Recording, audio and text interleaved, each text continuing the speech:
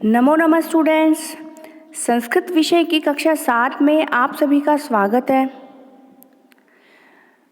Students, previous video में हमने रुचिरा भाग 2 के प्रथमा पाठ है सुभाषितानी के श्लोकों का सस्वर वाचन, कठिन शब्दार्थ तथा पहले व दूसरे श्लोक का हिंदी ट्रांसलेशन सीखा।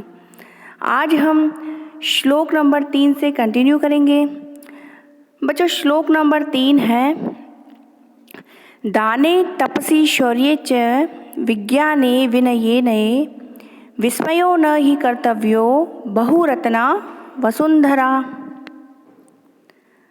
दाने का अर्थ हुआ दान में, तपसी मीन्स तपस्या में, शौर्य अर्थात शौर्य में, विज्ञाने अर्थात विज्ञान में, विनय अर्थात विनम्रता में, नये च का अर्थ होगा और नीति में, विस्मयो मीन्स आश्चर्य, वंडर, नहीं के अर्थ में आएगा, और ही निश्चित रूप से, ही का अर्थ निश्चित रूप से, और कर्तव्यो यानी करना चाहिए,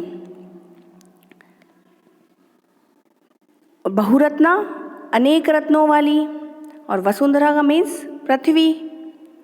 अर्थात बच्चों कि हमें दान में, तपस्या में, शौर्य में, विज्ञान में, विनम्रता में और नीति में आश्चर्य नहीं करना चाहिए, क्योंकि पृथ्वी अनेक रत्नों को धारण करने वाली है।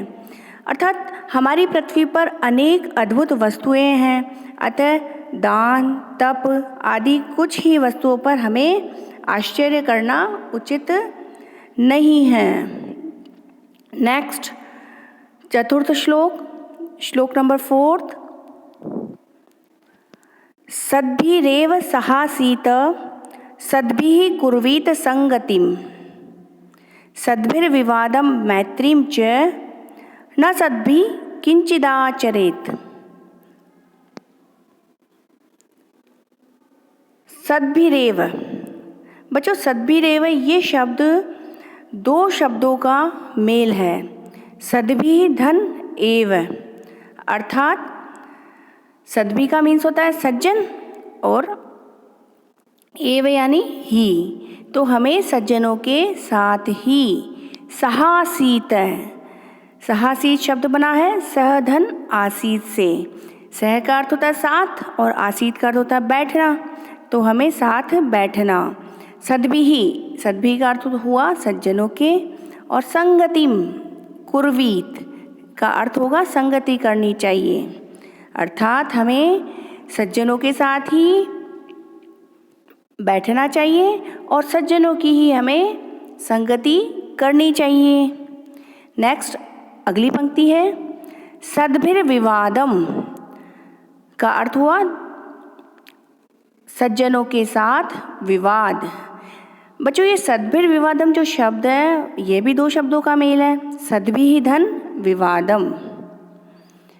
ठीक है। नेक्स्ट, मैत्रीं च और मित्रता। मैत्रीं च का अर्थ हुआ और मित्रता, च का अर्थ हुआ और। नेक्स्ट, न सद्भि, ये शब्द भी दो शब्दों का मेल है बच्चों, न धन असद्भि, अर्थात दुर्जनों के साथ नहीं। किंचिदाचरेत, बच्चों ये शब्द भी दो शब्दों का मेल है। किंचित धन आचरेत मीन्स हमें किंचित का अर्थ होता है कुछ भी, और आचरेत यानी आचरण या व्यवहार नहीं करना चाहिए। किनके साथ नहीं करना चाहिए? दुर्जनों के साथ। अर्थात पूरे श्लोक का अर्थ हुआ बच्चों, हमें सज्जनों के साथ ही बैठना चाहिए या उनके साथ ही हमें रहना चाहिए, और हमको सज्जनों के साथ ही संगति करनी चाहिए।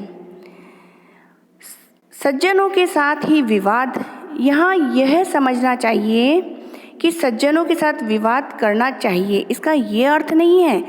इसका अर्थ है कि यदि विवाद करना हो अर्थात तर्क वितर्क करना हो तो सज्जनों के साथ करें, किसी दुर्जन के साथ नहीं।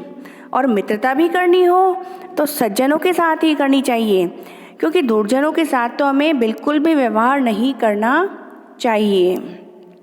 ठीक है बच्चों। नेक्स्ट श्लोक नंबर 5 है, 5वां श्लोक। धन धान्य प्रयोगेषु विद्यायाः संग्रहेषु च आहारे व्यवहारे च त्यक्तलज्जः सुखी भवेत्। अर्थात धन और धान्य, धान्य मीन्स अनाज, धन धान्य प्रयोगेषु अर्थात धन और धान्य के प्रयोग में अर्थात उसके व्यवहार में, विद्यायाः मीन्स होगा विद्या के, और संग्रहेषु च का अर्थ होगा संग्रह में, और च का अर्थ होता है और के अर्थ में आता है च। आहारे, आहारे का अर्थ है भोजन करने में, व्यवहारे च यानी कि व्यवहार करने में, त्यक्त लज्जा है, त्यक्त लज्जा का अर्थ लज्जा या संकोच को त्यागने वाला व्यक्ति सुखी रहता है। अर्थात पूरे श्लोक का संपूर्ण रूप से अर्थ हुआ बच्चों, धन धान्य के प्रयोग में, विद्या के संग्रह करने में, आहार या भोजन करने में और व्यवहार में जो व्यक्ति लज्जा या संकोच नहीं करता वह सुखी रहता है। यदि हम कहीं खाने पर जाएं और यदि हम वहाँ पर शर्म आ रही है, हमें किसी के सामने हम खाना खा रहे हैं, लज्जा के मारे यदि हमने पूरा खाना वहाँ नहीं खाया तो क्या होगा, भूखे रहेंगे ना हम। और यदि हमने लज्जा को त्याग के अपन भोजन करने आए हैं और आराम से अपन ने भोजन किया तो पेट भरा रहेगा, सही है ना। इसीलिए कहा गया कि धन धान्य के प्रयोग में, विद्या के संग्रह को करने में, आहार भोजन करने में और व्यवहार में जो व्यक्ति लज्जा या संकोच नहीं करता वह सुखी रहता है। बच्चों अंतिम श्लोक नंबर 6 है, क्षमा वशी कृतिर्लोके क्षमया किं न साध्यते शांति खड्गः करे यस्य किं करिष्यति दुर्जनः। अर्थात क्षमा वशी कृतिर्लोके, इसमें बच्चों क्षमा वशी कृति धन लोके, तो लोके का अर्थ होता है संसार में, और क्षमा वशी कृति अर्थात क्षमा वशीकरण है, अर्थात वश में करने का साधन है क्षमा। क्षमया मीन्स होगा क्षमा के द्वारा या माफ़ करने के माध्यम से। किम का अर्थ हुआ क्या, और न का अर्थ हुआ नहीं। साध्यते, साध्यते का अर्थ होता है साधा जा सकता है। अर्थात बच्चों कौन सा कार्य ऐसा है जो क्षमा से नहीं हो सकता है, यानी कि क्षमा के माध्यम से सभी कार्य संपन्न हो सकते हैं। स्टूडेंट्स अंतिम श्लोक की अंतिम पंक्ति है, शांति खड्गः करे यस्य। यस्य का अर्थ होता है जिस व्यक्ति के, करे पर्यायवाची हाथ का है तो करे का अर्थ हुआ हाथ में। शांति खड्ग का अर्थ हुआ शांति रूपी तलवार, अर्थात शांति है जिसके हाथ में शांति रूपी तलवार है।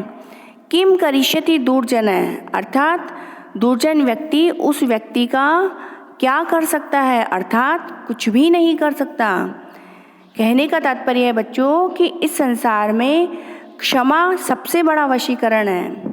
क्षमा से क्या नहीं साधा जा सकता, अर्थात क्षमा से हर कार्य संभव है। जिस व्यक्ति के हाथ में शांति रूपी तलवार है, अर्थात जो व्यक्ति शांत रहता है, दुर्जन उसका क्या कर सकते हैं, अर्थात दुर्जन उसका कुछ नहीं बिगाड़ सकते।